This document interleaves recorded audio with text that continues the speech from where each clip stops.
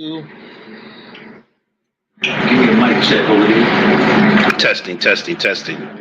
Okay, okay.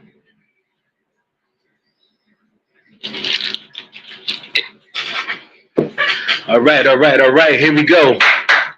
Woo! Mic check 1 2. Mic check 1 2. Hope you can hear us loud and clear and all that good stuff. Welcome to another One Love Entertainment podcast episode. I'm Took Williams, your host, and this evening I have a special guest in the building. His name is Mr. Ronald Davis. Welcome, bro. Welcome. Appreciate you having me on. Hey man, listen, I got to roll and mix up with the legends and the people that paved the way. And before we get started, because I'm gonna let you take over, but I just want to let you know, when you was doing your thing, you were a part of the reason why I'm doing this. Oh, no doubt. Yeah. Thank you. Appreciate that. I watched you and I said, when I was doing the other stuff, I said, well, I could do this, So right. You are the reason why I'm here today. Oh, no doubt. Appreciate that, man. It makes me feel good, man. Hey, listen, man. I always respect you. I kind of think back, like when we started, me, Free, and Landy, and Be Smooth, and Say It, and Q, Cordier. There's a bunch of us. Tanny Ray was involved. But before you get started, so this is what I like to tell America, because I want to be viewed all over the world. You know what I'm saying? So I want you to break down the bio about yourself, and give us a little something about what it's all about. You named some names already, so go ahead. What's about you, bro? To give you a little history about where we started from, I know we're going to get into On the Real, which was formerly Love the Dough Radio. I'll give you a little history of how that all began. It was maybe 2000 and I'm gonna say roughly 2010. I was up late one night, and me and B Smooth used to talk all the time. So I called B Smooth. I said, "You want to do a radio show?" And B Smooth said, "Word." It's like 2 a.m. Me and B Smooth got on the phone. He said, "Word." I said, "I'll hit you back." Okay. That was like maybe in November. I think like right after my birthday, sometime around the second week, my birthday on December 2nd, we was on the radio. We was on the radio at Wi-Fi 1460 in Florence.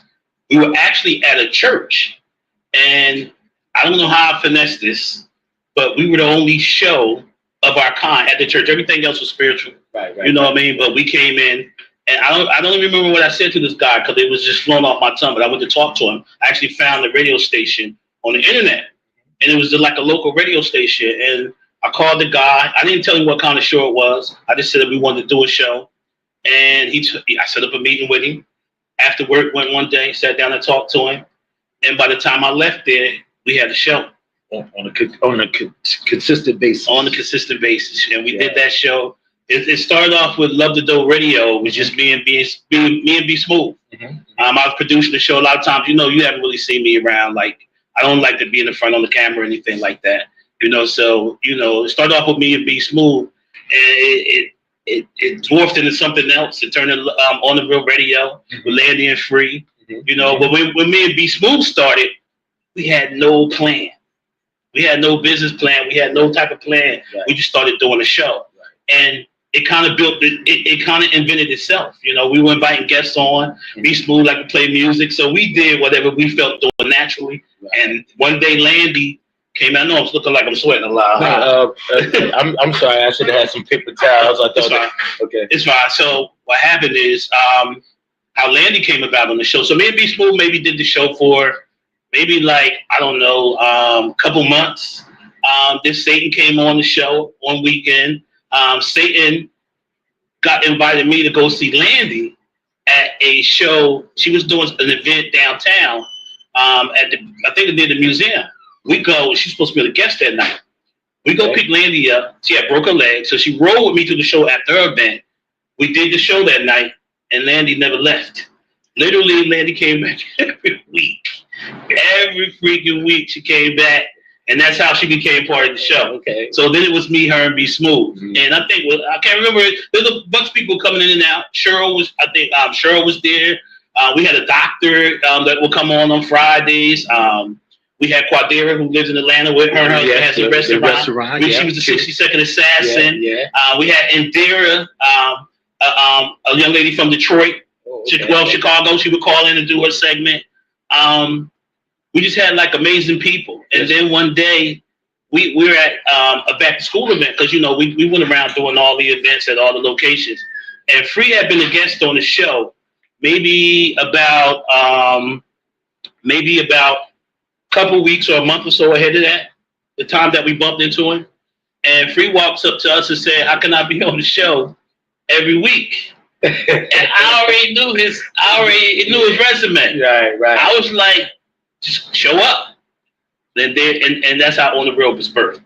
Wow. It seemed like a short period of time, but it was really not a short period of time. It went on for I'm talking like maybe this was like a year or two. Right. When we Free marinating into the show. We were at 1460.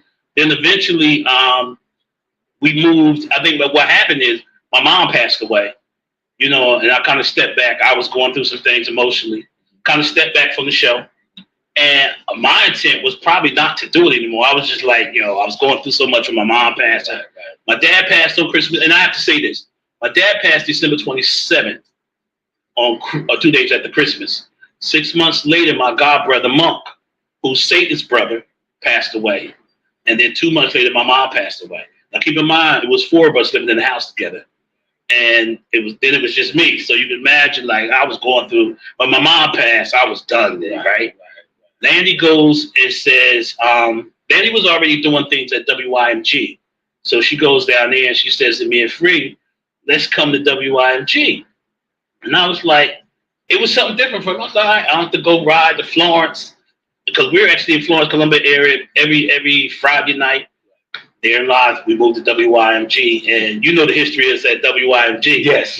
So that's kind of how all that On the Real. It was Love the Dough Radio, then it flipped to On the Real, and we had a host of people who was involved in it. We did it from On the Real. I already had a hookup prior to starting Love the Dough Radio. Right. I was doing a public broadcasting show on Comcast with Just James. So, but we had kind of set that aside, But when we started doing the radio show, I said, "Damn, let me circle back and call Comcast." I walked in there one day. The guy saw me, he gave me a hug. He said, "You back?" And I'm like, "Word? It's like that?" Well, bam. So now we're On the Real Radio TV. Right. So we're doing the radio show, we're doing the TV show. Right. So I don't know where this ideal came from. One day I was sitting around and I was thinking about Darren, who did the Cream magazine. Mm-hmm. And from there, I was like, yo, because we was at all-time high. Now we had our peak, right? So I was like, yo, we might as well incorporate the magazine into the radio show, into the TV show. Let's keep this thing moving. Bam, we put out an issue also. From there, like a host of people got involved. Tanya Ray, Rose Dawkins, Jessica Desmond, my cousin Mello, Dara. Y'all know who Mello is. Yeah. It was just if I'm forgetting your name, forgetting people. It's been a while. Donna Wellens. It's been a lot. You had them on there, bro. Yes. As I'm talking about it, I'm amazing myself at what we did in those 10, 12, 15 years that we were doing this. It was just it was amazing, man. We was riding that high. It was just like, damn, I could, when you're in the moment, you don't look at what you're accomplishing. Right. When you're in the moment. But when I step back at times like now and I look at what we did, it was just amazing, man. Like, just amazing. Wow. Yeah. Like I stated earlier, everything that you was doing, I was watching. Okay. I was watching. And everybody, big shout to Darren Morrison, who created this logo. Okay. Which I will never change. Okay. Big shout to Be Smooth. Right. Landy. Right. Darren. Freedom. No doubt. Like I said, I've been watching you guys for years. I was doing other things, DJing, but I've been watching, and a part of this is a part of what y'all done. No doubt. Now, I feel good about saying that. Because let me say this. I look at the time we started, and I look at a lot of brothers and sisters that doing podcasts now, and it just makes me smile, man. I was like, okay, I remember they was on the guest on our show. You know what I mean? And it makes me. I'm not saying that I'll say it. So some of the people we have direct influence on some of the things that's out there. I would assume, but I mean, because we're a little community in Trenton, you know what I mean? So, but listen, I see some of y'all that took things to another level, and I appreciate that. You know, when you do something and somebody start doing it and they do a little bit better and a little bit better, I love to see how some of these podcasts in our area have the things. Even your show, like, oh, I got to go on my man's show, that little touch show. You know what I mean? I'm sitting around here looking like, okay, I see the setup. You know what I mean? When we started, we didn't have all this. So I appreciate how you guys have elevated the podcast, man. Listen, it looks fantastic ahead. I thank you. I thank you. You know, some of my guests that came on, some of the guests that came on with some of your guests 10, 9, 8, 7 years ago. And it's all about the history of our city, history within ourselves, helping the next. No doubt. Helping the next, because, you know, a lot of things that were talked about helped me. That a lot of conversations that went on that I didn't know had something to do with you actually helped me again. So, but bro, yes, again, like the you know, the TV and the magazine part.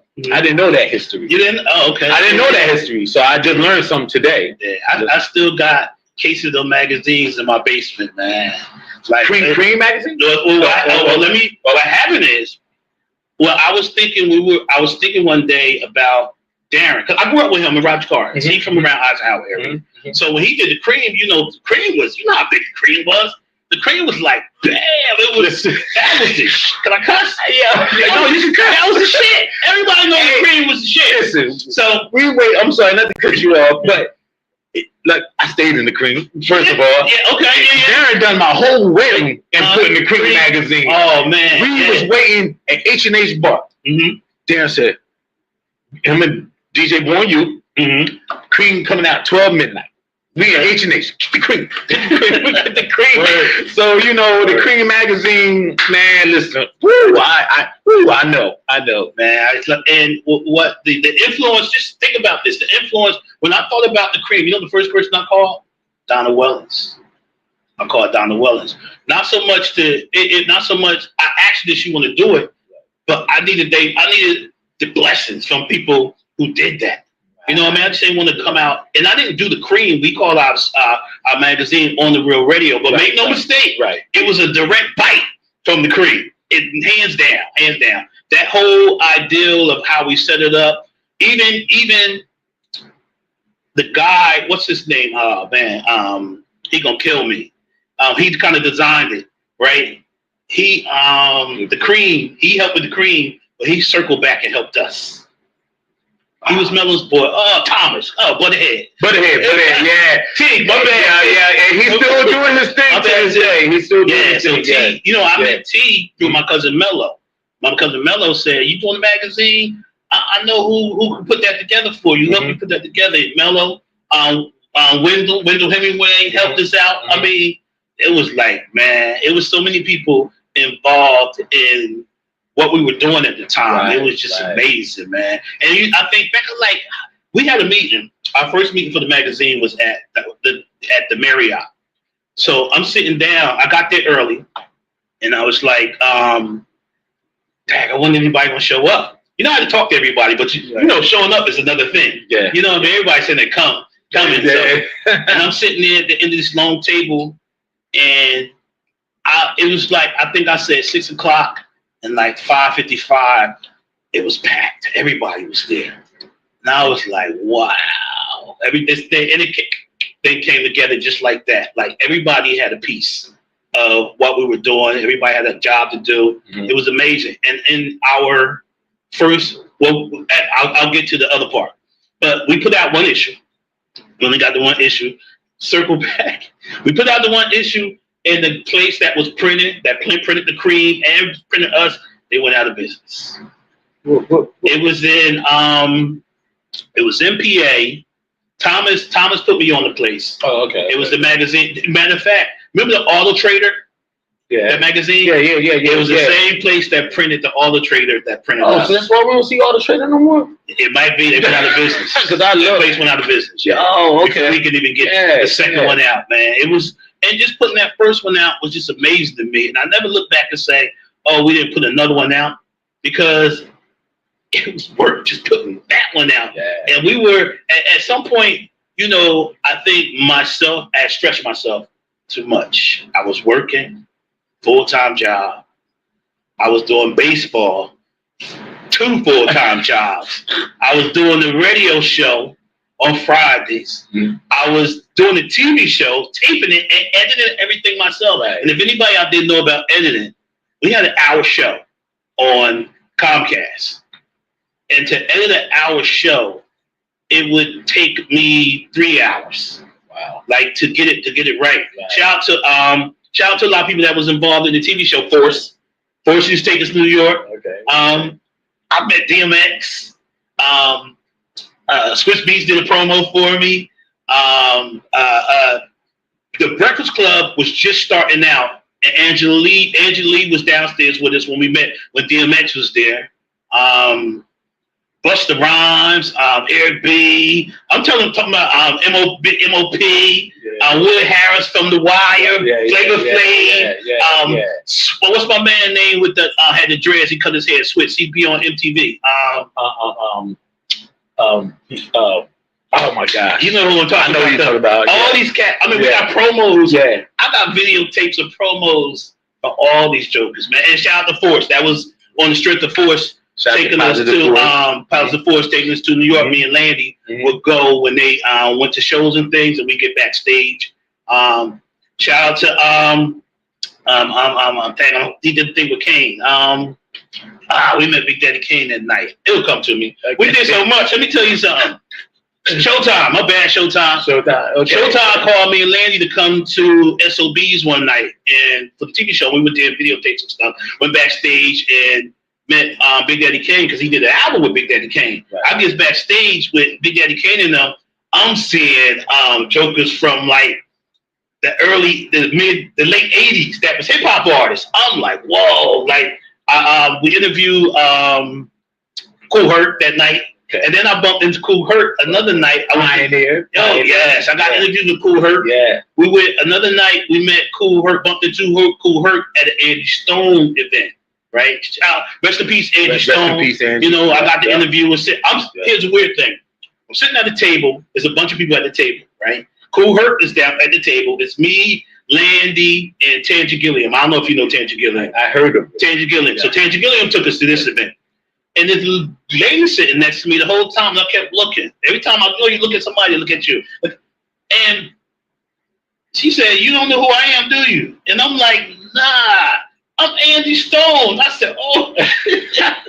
Yo, I've been sitting by her. Everybody was talking all night because it was it was like I think it was the ladies in hip hop, and I learned her history that night. I didn't know she started out as a hip hop artist. She came from down south. Signed with Sugar Hill Records, came up here. You know, she wrote a lot of them hits from back in the day from hip hop artists. Yeah. Them hooks and things. That's her. She's some background. It was her and 2 other women. They had a rap group. You got to go Google her history, man, and find that out. Yeah, man. Andy Stone was the bomb. Oh, she go back to Sugar Hill. Oh yeah, she was on Sylvia.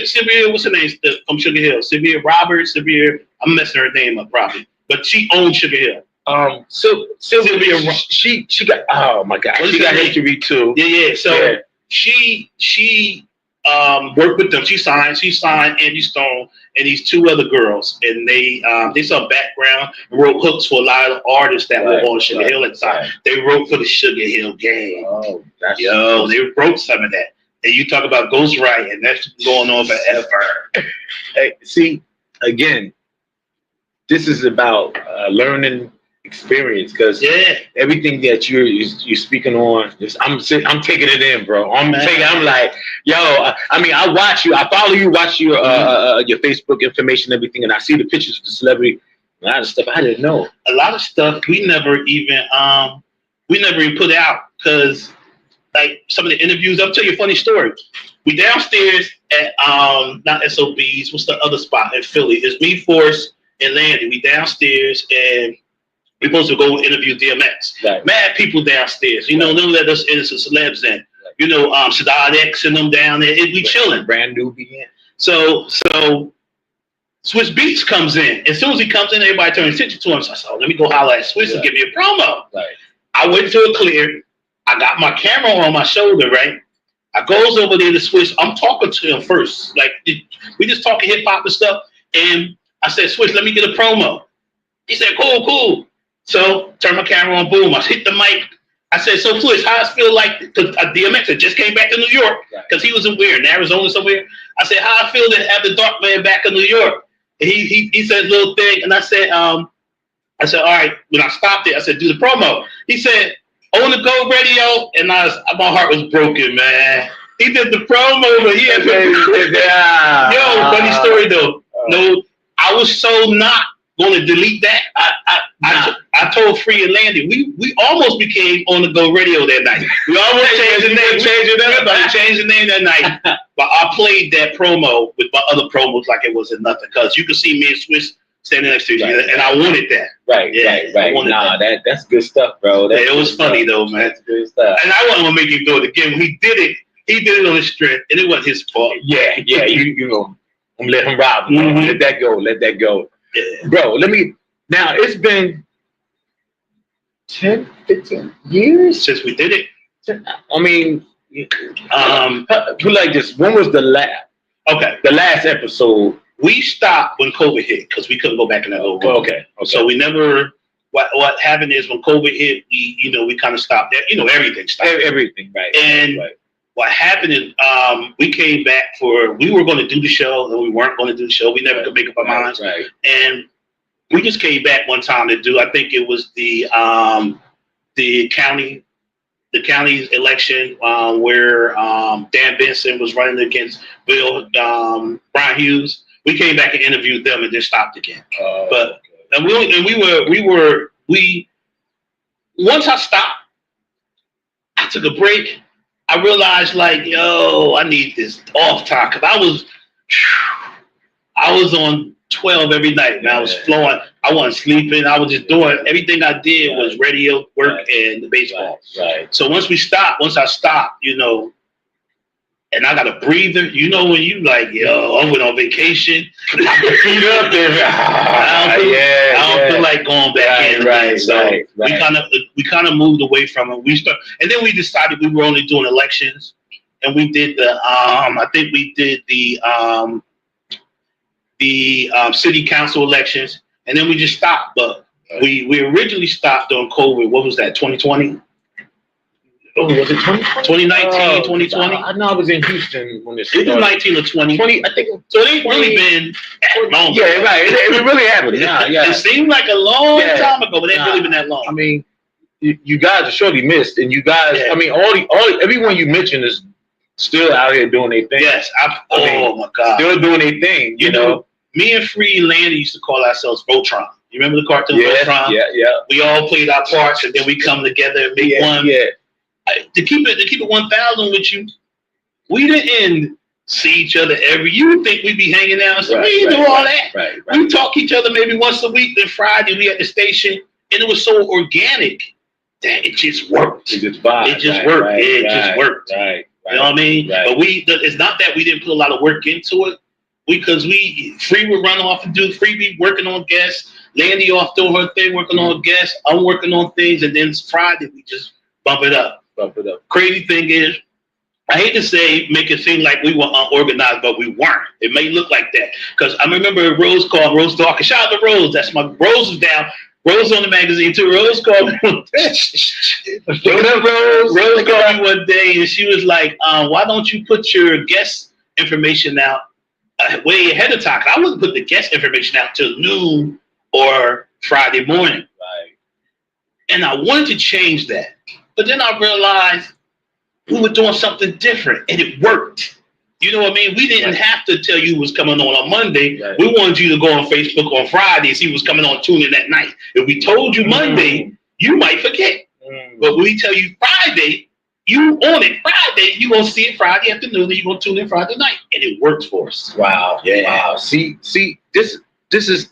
It was doing something different. you know, and this is my thing, real quick. Shout out to Stephen Craig. Stephen Craig, peace, my brother. DJ Vice, I see you. Angela, I see you. Thank you for tuning in. And it's funny you mentioned that because, like tonight, I already have my guests lined up. I'm really booked up because I kind of fell back and went on vacation, booked up to December. But I try to throw the guests out there as a special. Like after tonight, my new guest will be mentioned. I don't mention it on the podcast. I mention it tomorrow, Wednesday. Okay. You know, I try to keep everybody like, ooh, who's coming on next? Right. And it's again, real quick, it's the people you mentioned. We had conversations. Big shout out to my man Darren Freedom. Darren's coming on soon. Okay. Be Smooth coming on soon. Okay. And it just this is how God works. You know, before this interview. I talked to them because they're coming like it's damn near a back-to-back situation. You listen, they're gonna tell you things that I forgot. Oh, okay. Man, we had so many funny moments. Like I can't even. A crazy story, and Landy always teases me about this. When the night that Showtime called us to go see Big Daddy comes interview him, and Big Daddy came, he called us on like 3:00 because we had to be there that night. Right. So. We're in the car on our way to New York. And Landy, you know, I don't like being in front of the camera. I'm shocked that I'm doing it right now. Okay. I don't think I appreciate you. You know what I'm saying? I'll sit in the back. Okay. You know. So we're in the car, and Landy, like, she knew who Big Daddy Kane was, but she don't know who he is. You know what I mean? She don't know history, none of that. So I said, listen, I'm gonna give you a quick history lesson before we get to New York. Okay. I told her about Scoop and Scrap. I told her about Juice Crew. I told her about first song was Raw. I told her about Biz. I told her the whole story. Right.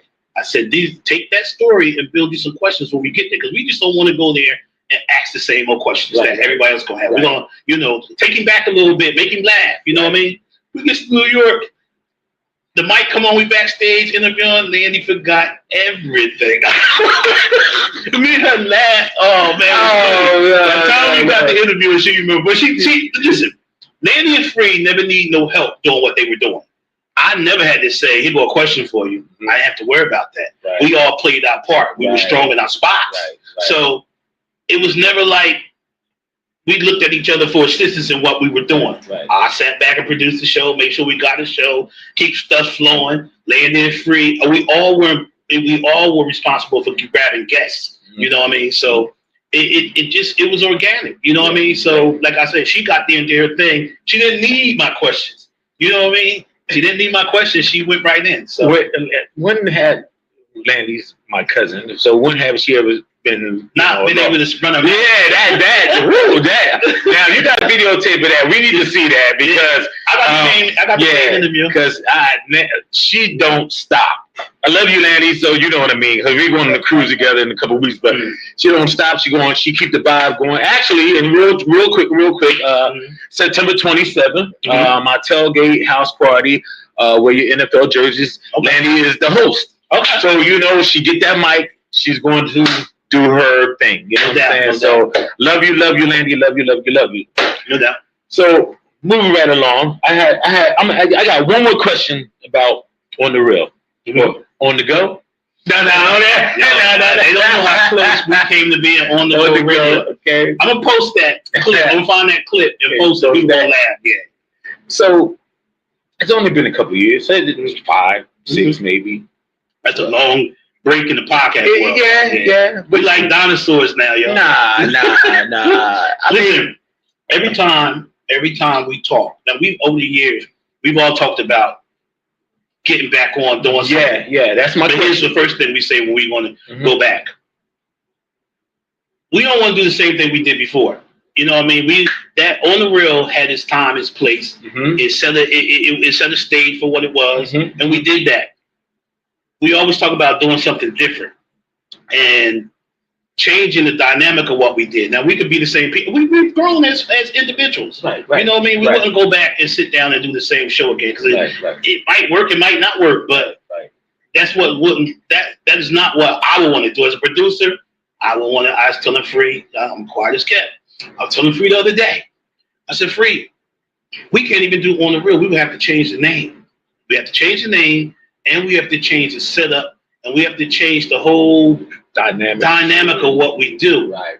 And not to tell you everything we talked about, but we would have to do something right, and fresh. Right. You know what I mean? We have to do something fresh. Right. Nah, hey, listen, I get it. You know, that setting, it worked then. Now we got to draw it like. Please. I'm looking at this. I'm like, okay, this is. I can see like the elevation of what we did. And I listen, man. I see you. I see Kevin Hines. I see even Dramatic still doing this thing. I watch local ones and I watch national ones, right? And I look at how this is just me as a producer doing stuff for so many years, doing this for so many years, and telling people who want to get in the podcast business, do something different. You ever see what's my man name that did the auto-tune? The auto-tune dude, Jay-Z dissed him and he stood up on stage with him. The did the auto-tune. Oh gosh. You know who he is. I know we forgetting simple stuff now, but well anyway. There's a video where he do. Hold on for 1 second, because I think we lost the camera. Okay. I don't know what happened. They can hear us, they just can't see us. That's my. I'm sorry. That may be on me, but not. That's with. We still good on YouTube. Okay. Jesus, Shannon, you touched something. Shannon can't keep her hands to herself. Stop touching the equipment, Shannon. Yeah. Okay. Oh, we back. All right. Sorry, people's technical difficulty. Should be back on, but we still live on YouTube because I always take YouTube and transfer it to Facebook. And I like that. I was telling people, I was telling Fred, I said, we can't just do Facebook Lives. You got to do something different. You got to do it like I watch a lot of Drink Champs. I was watching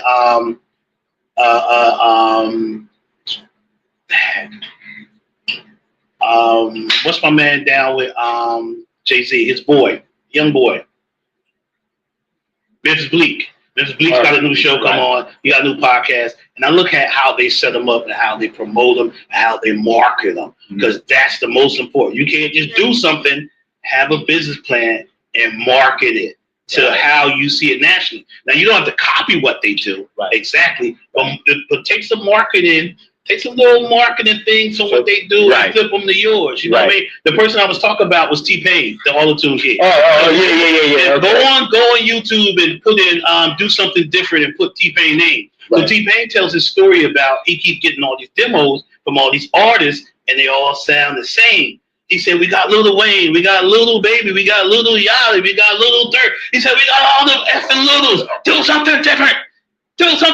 And you got to see, it's so funny, man, that he's sending a message to him like, do something different. You can have a podcast, but do something different with it.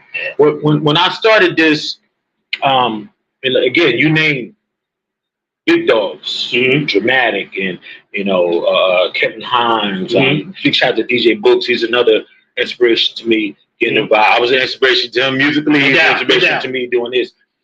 I will always want to do something different. As a promoter, any event or party that I try to do, I want to do something different. Yes. I don't want to do. When I brought the house music situation at the Mime, nobody done that. Okay. I was trying to do something different. Yeah, you know what I'm saying? Things went left, but guess what? I'm still here. We're gonna keep rocking and rolling. And even with this, I'm so honored to have you. I gotta say this one more time. I'm so honored to have you because when we done on camera, we're gonna have a conversation about my next move, to elevate. This is not done. You always got to think about not being stagnant and finding stuff. That's why we did On the Real Radio, TV, magazine. We always try to elevate it and not be stagnant and showtime limits. Right. So I thank you for that. So again, I apologize for the blackout, but like I said, it's on YouTube. You ain't gonna miss nothing. Ron still looking chilling, cool like always. So moving right along, let's talk about baseball. All right, let's talk about baseball because I will say this: more important to me than on the real was my giving back to the community at Western Little League. And hands down, more important to me was that. And I'll tell you why. My mom was a social worker for 35 years, right? Until she retired. She since passed. And my brother put a post out there maybe like a couple weeks ago. And I didn't, until you see something, you're not thinking about what it is you're doing. Right. But my mom always instilled all of us to give back. One of my brothers, I'm the president of West End. My younger brother is the vice president of the Ewing football Blue Devils. Oh, my other brother, Steve, he umpires and coaches football, baseball, and other things throughout the county. Like, we all out there doing something and giving back. You know what I mean? So it's I don't even look at me as a volunteer or that I'm coaching baseball. I mean, if you ask Sharon, I think we stopped playing baseball about 10 years ago. We've been doing social work. And it may sound funny that we put it that way, but we're doing social work. And not until this guy walked up to me one day and I'll put up the banners. I'm going to tell you a funny thing about those banners. Not until he walked up to me one day. It was an older guy. He pulled up, he got out of his car. He walks over there. He said, "You Ron Davis?" I said, "Yes." He said, "How you doing? I just want to come over here and commend you." He said, "And let you know you were saving lives." And I'm like, huh? Like, it didn't occur to me what he was said till later on. Right. Like, do you realize that a lot of the violence and things that go on in the city come from is geared towards people who don't know each other?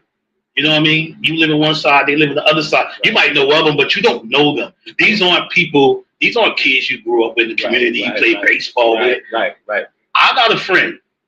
His name is Eddie Belmont. He lives in somewhere in Utah somewhere, but me and him still cool. You know what I mean? Like, he is people that I've met, and you'll never think me and this guy even know each other. I'm a bald and black guy. He's an older bald and white guy. You know what I mean? Cool like that. You know what I mean? So I say that to say this: a lot of these kids if you are less likely to do something to somebody that you grew up with, or that you consider a friend at some point. You know what I mean? So I look at a lot of these kids like, we're not just out there playing baseball and giving these kids recreation. We teach them social skills. Understand baseball these recreational, not just baseball, football too, but these kids. Do you realize that's the first time that you're put in a social environment outside of school? You know what I mean? School is more organized. I would say organizing is not the word I'm looking for, but it's an environment where you're able to let loose and make friends and marinate with jokers you gonna be friends with for life. You know what I mean? Right. With the sports, yes, things of that nature. It brings, like you said earlier, and I played baseball, North Trenton, so I didn't know too much of Miller Holmes, but Miller Holmes came and you were guys and competed. Yeah, we competed we talking about in the 80s to this day. And it's still bragging rights. Yeah.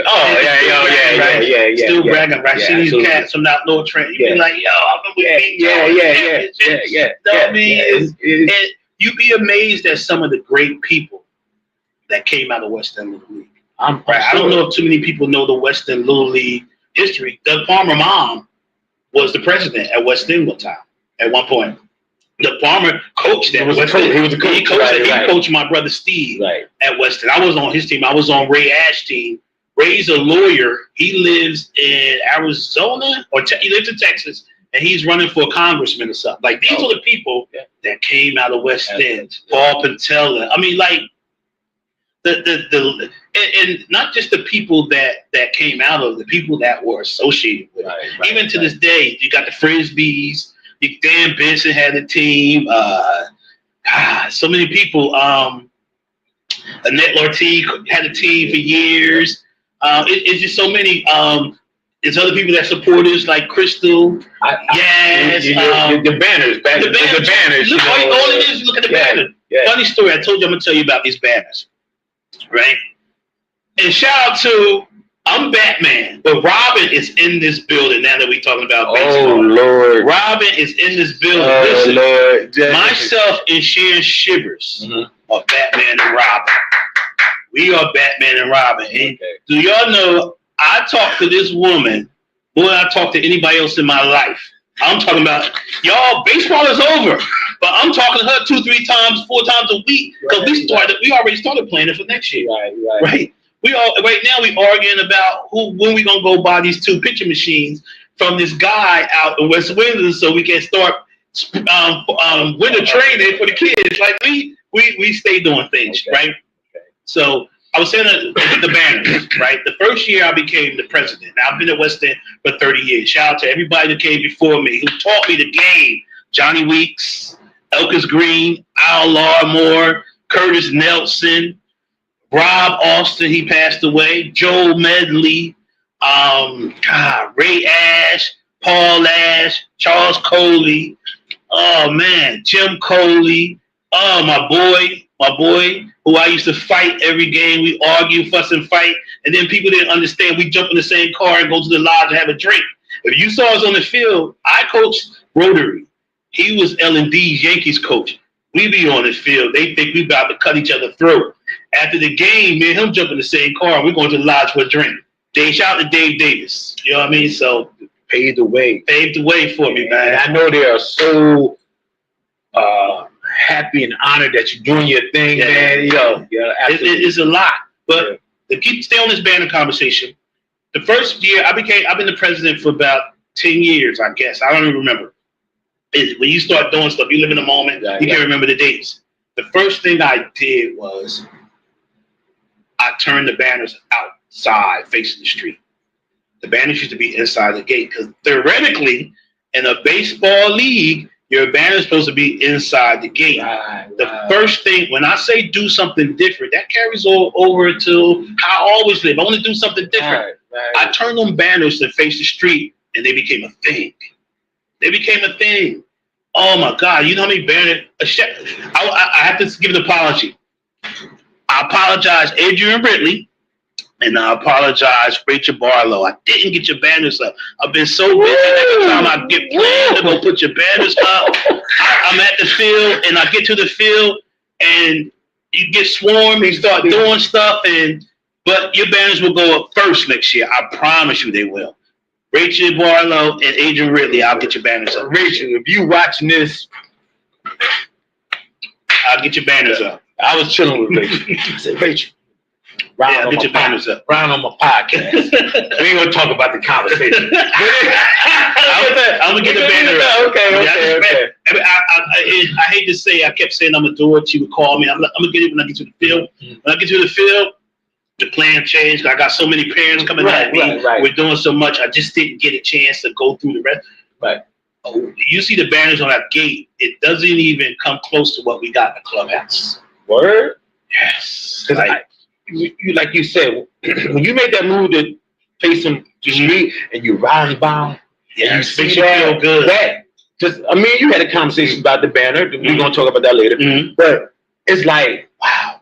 That's the nobody, no other leagues put theirs on the outside of the banner. It was us. It was me thinking about doing something different.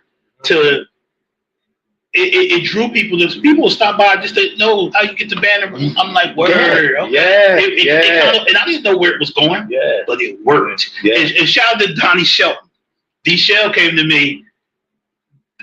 G Shell, you owe me an apology. That's how inside joke. Okay. So the first year I did it, D-Shell ran up on me. Man, the banner's going to the inside. And you gotta understand, me and D-Shell played baseball together. I knew his mom from rest in peace, Michelle, and she was from Stoke School. But I knew D-Shell all my life. And this first time I did it, D-Shell ran up and said, they going to inside. And for a moment, I thought about putting them back, and I said, I'm gonna leave this like this. I like it like this. People get to see you ride by, see it ride by, and it became a thing. That was a good move. And if you know how many people call us for banners, oh my God! And just to be honest with you, what that is to us, those banners mean to our league. We're not making millions of dollars off them banners. If you inbox me, I'll tell you how much they are. But we're not even making what you think we're making off of. Those banners are to give back to our community. Those banners, I'm going to say it again, those banners are to give back to our community. You don't have to sponsor a team to put a banner up there. I love putting people's been up there who I see doing positive things in our community. I love doing that part. You know what I mean? Not to cut you off real quick, Ron. Hey, Sharon, can you come up here for a second? I want you to come up here. Is it okay? Yeah. If you, it's okay. She had planned to, but she could do it. I could. Ladies and gentlemen, Sharon's my cousin, and Ron. He come Robin. I'm yeah, man. because I want Sharon do a whole lot extra, yes. and I want her to talk about the extra do. Well, right now I'm working on my podcast to have more guests, but I'm gonna let Sharon sit in my seat real quick. And Sharon, I need you to run down the baseball and the basketball situation that you do at the park now. Not just to, let me introduce this woman. Okay. I'm going to introduce her and tell you, step on up, my miss. Okay. Shout out to the woman sitting next to me to my right now. I have to applaud this woman, and I'll let her tell her story. But this woman is phenomenal. She's phenomenal. What she does and have incorporated into our little league with feeding our community, it's amazing. Like I told you, we haven't played baseball in about 10 years, but we've done a lot of social work. Introduce yourself. Well, hi, everybody. I am Sharon Shivers from the Sharon Shivers Morning Show. That's how I introduce myself all the time. However, I am the Vice President of Weston Little League. And as Ron said earlier, I do a lot. We do a food pantry for our league. So we not only deal with our children, we also service our community as well. Because we make sure, the funny thing is I started doing the food pantry about 4 years ago on Stuyvesant Avenue. And unfortunately, Mr. McCray passed away. And when I went to go tell the distributions that we could no longer do it under their name, they said, Sharon, come anyway, because we know that you'll be able to give to someone. And I said, you know what? I'm Vice President of West End Little League. We're going to give it out at the baseball field. Yeah.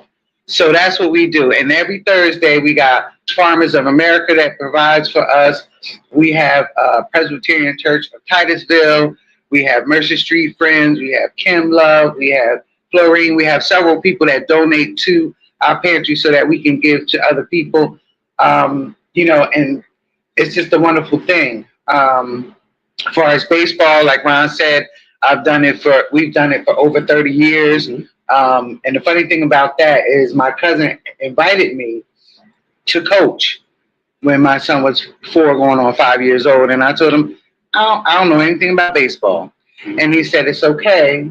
You can learn together. I said, okay. And it was the most amazing experience that I could ever have working with the children. And it was great. And I coached, I guess, until maybe 10 years ago. Up until about 10 years ago, I stopped coaching. And it was like, it's all right. And I have kids that come up to me now that says, I remember you when you coached me. So it's a wonderful thing. I love it.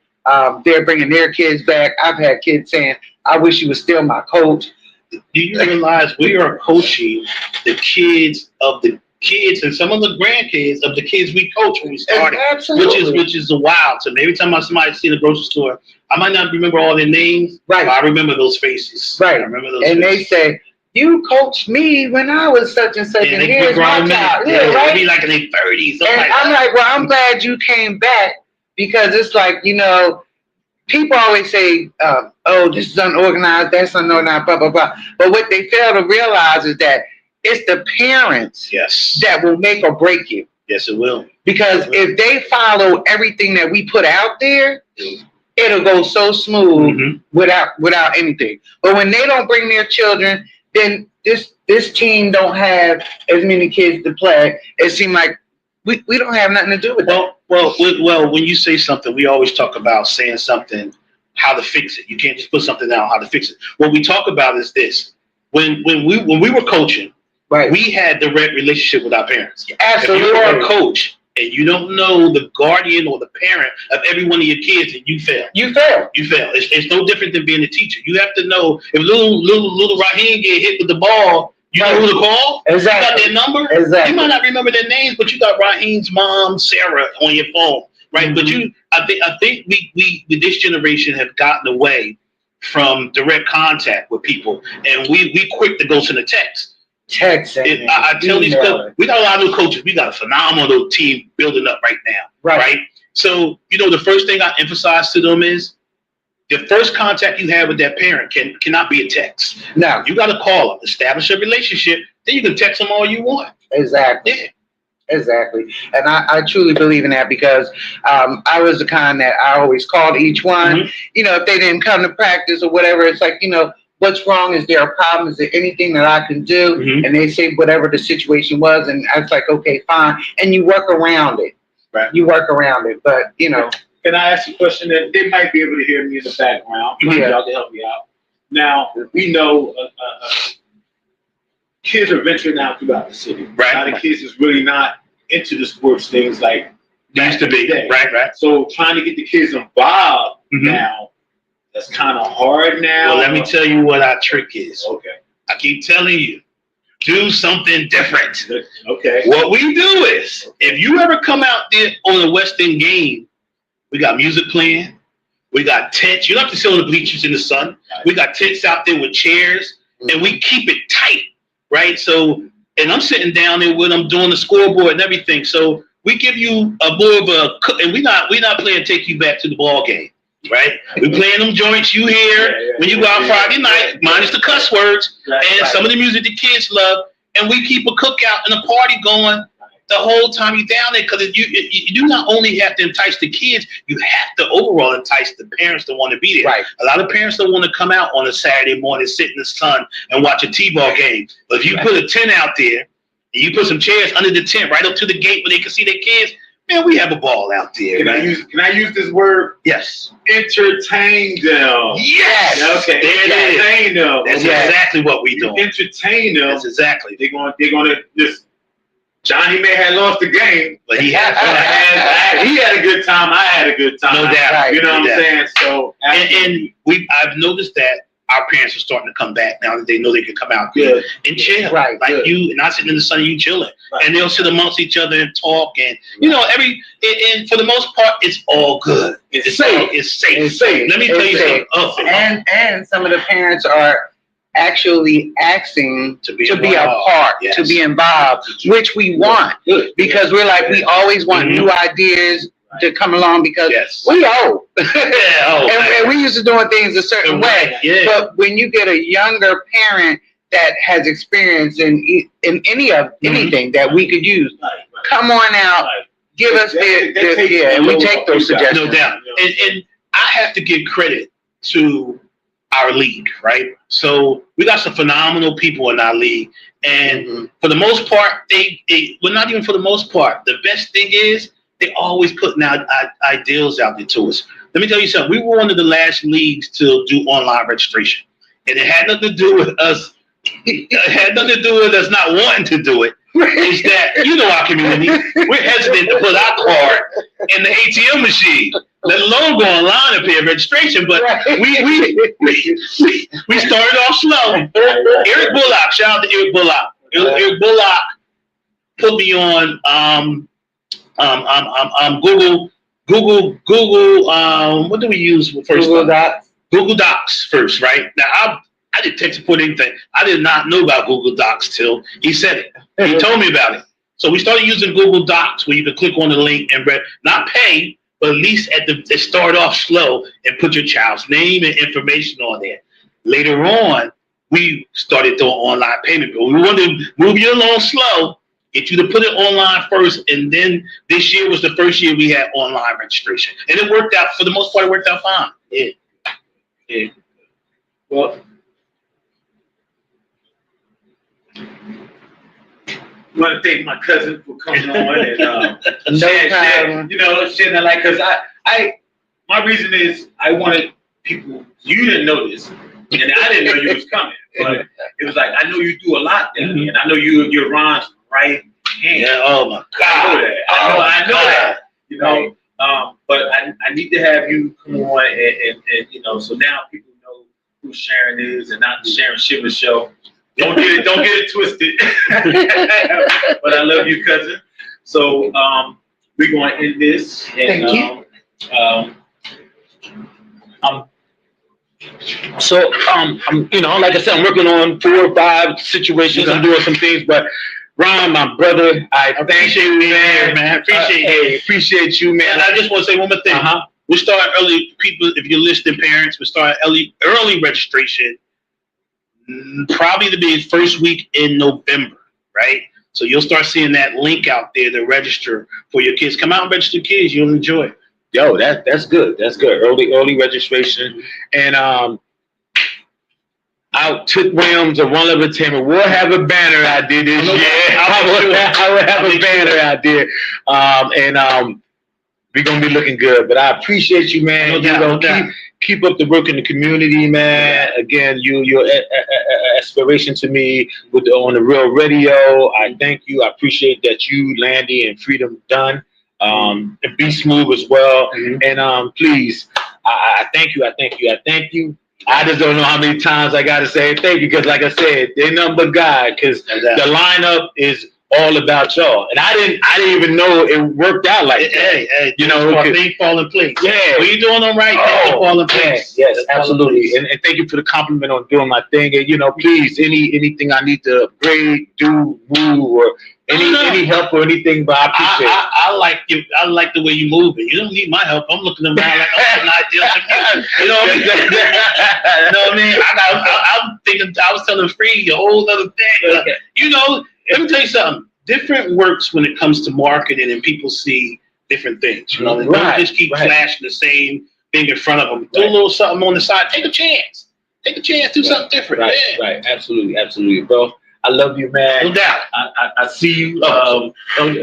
Hey, I see you out there on the field. I appreciate you. So once again, ladies and gentlemen, my man Ron Davis in the building. I thank y'all for tuning in. Again, sorry for the glitz. I'm on YouTube, Facebook, and we're working on TikTok too. We're working out some glitz with that. So we want to be worldwide. One Love Entertainment. Again, I thank y'all, everybody that viewed in and check this out. Spread the word, spread the love. You dig? I love y'all. Took Williams. I'm signing out. One love. Peace.